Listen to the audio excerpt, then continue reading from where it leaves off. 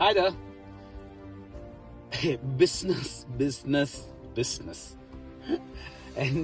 ഞാൻ ഇന്നലെ ഒരാളോട് സംസാരിച്ചപ്പോൾ അതിൻ്റെ ഒരു ഈവന്റ് മനസ്സിലാക്കി ആർക്കും ബിസിനസിനെ കുറിച്ച് കുന്തം അറിയില്ല. എല്ലാവരും ഈ പറഞ്ഞ മോട്ടിവേഷണൽ വീഡിയോസും കണ്ട് അതും കണ്ട് 14 വർഷത്തെ എക്സ്പീരിയൻസ് കൊണ്ട് പറയണതാ. നോക്കിയും കണ്ടും ചെയ്തില്ലെങ്കിൽ ഏറ്റവും കൂടുതൽ പണി കിട്ടുന്ന സാധനമാണ് ഈ ബിസിനസ്. പിന്നെ എല്ലാവർക്കും പറ്റിയതല്ല ഈ ബിസിനസ്, അത് നിങ്ങൾ മനസ്സിലാക്കി. ബിസിനസ് എന്ന് പറഞ്ഞ സാധനത്തിന് ഫസ്റ്റ് വേണ്ട സാധനമാണ് ഡെഡിക്കേഷൻ, ഡിസിപ്ലിൻ ആൻഡ് കൺസിസ്റ്റൻസി.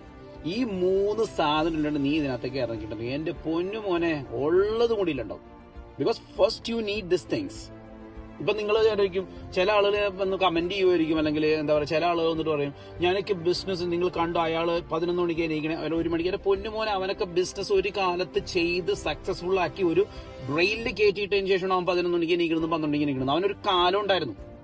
ആ കാലത്ത് അത്രയും ഡെഡിക്കേറ്റഡ് ആയിട്ട് അവൻ വർക്ക് ചെയ്തിട്ട് പ്രൂവ് ചെയ്തവനാണ് ഇന്ന് ഈ കാണുന്നത്. ഇനി അങ്ങനെയുള്ളവനും അത്ര നാളൊന്നും നിലനിൽക്കില്ല.